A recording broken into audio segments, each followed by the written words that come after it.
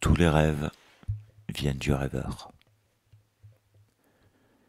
Si j'ai appris sur les rêves les choses qui ne se trouvent pas dans les livres, c'est pour être venu à eux dans un esprit d'innocence, comme un petit enfant.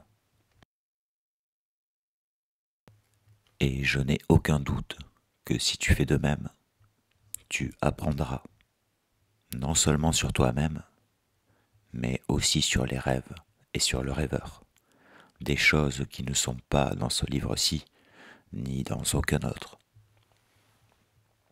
Car le rêveur aime à se livrer à celui qui vient à lui en enfant.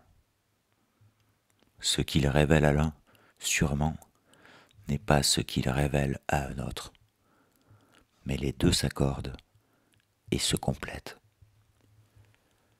C'est pourquoi, pour faire connaissance de tes rêves et de celui qui te parle par eux, point n'est besoin que tu me lises, ni que tu lises personne, mais d'apprendre quel a été mon voyage, et ce que j'ai vu en chemin t'encouragera peut-être à entreprendre ou à poursuivre ton voyage et à ouvrir grand tes yeux.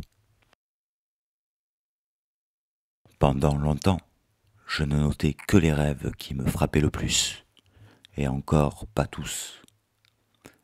Même une fois notés avec grand soin, la plupart de ces rêves restaient pour moi totalement énigmatiques.